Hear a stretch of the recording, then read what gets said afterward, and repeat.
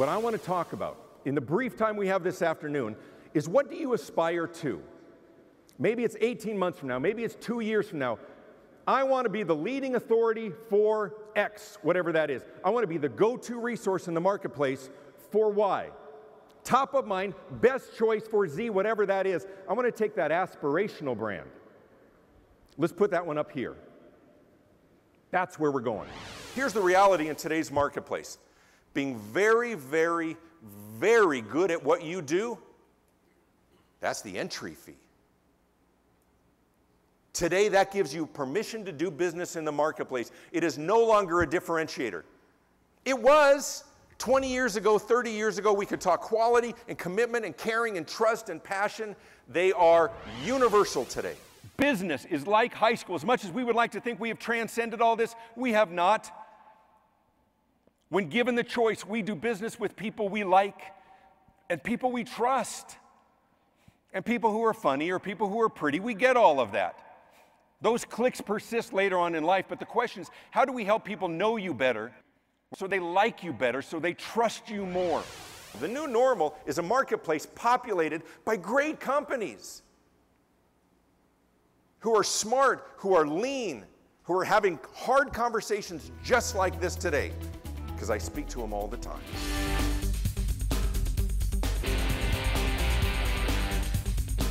To what question are you the answer? It's not about being online. It's not about having a blog or being on social media. It's about being interesting on social media. It's Saturday morning. My wife's making dinner. We're going to feed everybody and do a big block party. She sends me to the grocery store with a shopping list. I pile the kids in the car. We're pulling out of the driveway, and she comes running out of the house. She goes, whoa, whoa, whoa, whoa. One more thing. I forgot. On the list, can you please, we need some fresh margarine. And I said, got it. Drove to the store, went and got all the items, came back, put the bag on the counter. And she's pulling stuff out of the bag. And she says, what is this? And I said, this is margarine. And she goes, no, not margarine. Not margarine. Did you not hear me? Marjoram. Marjoram. And of course I said, what is marjoram? Okay, help me out here. Raise your hand if you do not know what marjoram is. Thank you very much. I feel vindicated. And I said, what is marjoram? She goes, oh my God, really? She says, you are 50 years old. You've never heard of marjoram. And I know what you're thinking to yourself. You're thinking, he cannot be 50 years old. I know. That's just. And I said, what is marjoram? And she goes, seriously, it's an herb. It's like oregano, but sweeter. I said, I have never heard of this. I have never in my life heard of this. She goes, all right, let me get this straight. I think you're ahead of me here. She goes, I sent you to the grocery store to pick up some fresh marjoram. What'd you do, buy margarine and look at the expiration date? And I was like, yes. Yes, I did. And ladies, like when you're at the department store and there's all the makeup counters, so there's Estee Lauder and there's Lancome and others.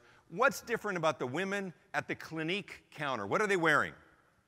White lab coats, exactly right. Because of their vast medical training? Seriously, did they go to the Pons Institute? It's an accessory that lends to credibility.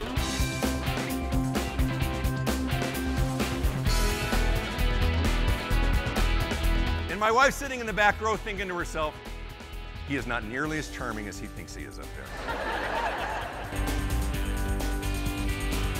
Is this creepy as hell?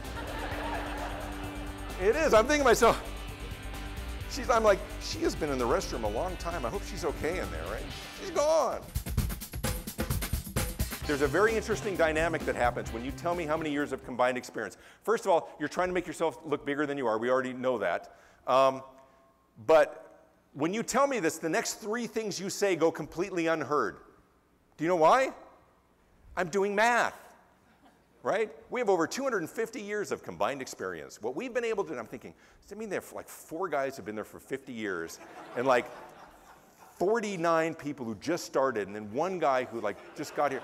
No. What if they got 1 really, really old dude and then like a whole bunch? Meanwhile, you're still talking. If something requires explanation, you're losing it.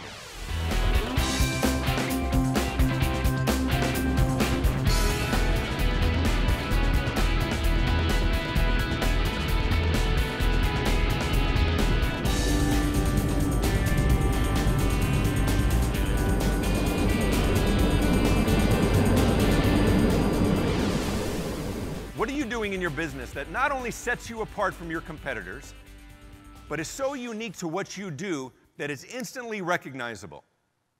It's not always achievable, but it's a great goal to aspire to. What can we do? When I walk into a hotel and I see the chocolate chip cookies, I know I'm at a DoubleTree. If I walk into a room at a traditional hotel and I see a little yellow sticky that looks like it's handwritten, that reminds me that the duvet covers are changed and washed every day, I know I'm in a Hampton Inn. What are you doing that's not just differentiated, but is recognizable? It's what Jim Henson did with the Muppets, right? Puppets probably around for thousands of years in some form, whether it was just a shadow puppet or a fabric or a Punch and Judy with that hard clay head.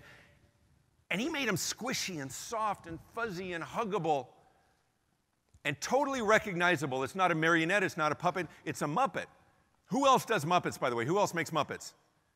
Correct, that would be nobody.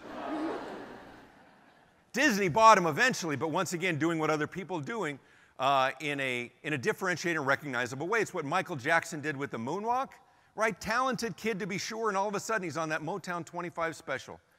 Everybody wondered what happened to Michael Jackson, and all of a sudden he's, I would do it, but my shoes are a little scuffed up and a trick knee.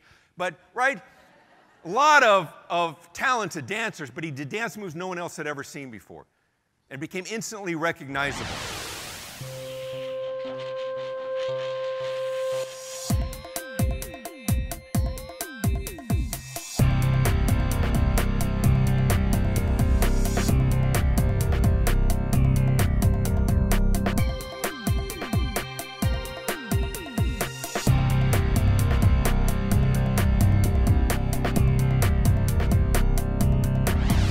Talk about branding. Let's talk about brands. 20 years ago, we understood brands. We grew up understanding brands.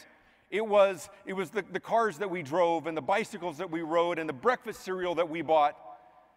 And then about 20 years ago, they started talking about brands as it related to sort of business-to-business ventures. And then even individuals, right? All of a sudden, it was the birth of the individual, the personal brand.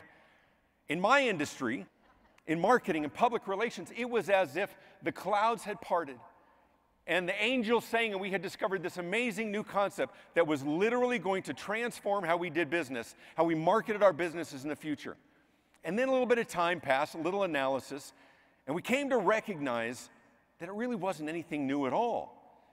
It was just sort of a catch-all term for everything that we've always done. Because I think it comes down to this, and I'm not the first to have said this before. I think there's a mistaken belief that everybody's looking to make the best decision possible in purchasing and hiring and contracting. I think the reality is most people are looking to avoid making a bad decision. Quite honestly, I don't want to screw this up.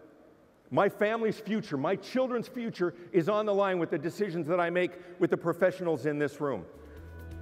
There's so much at stake.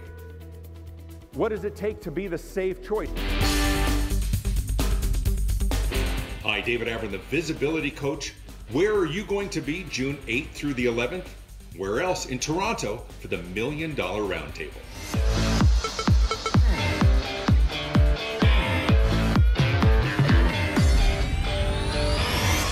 So I'm here in Bangalore, India, 18 million. You know, it astonishes me how often people in business seem to forget the fact that we always have choice. I'm here on the observation deck of the Burj Khalifa, the world's tallest building here in Dubai.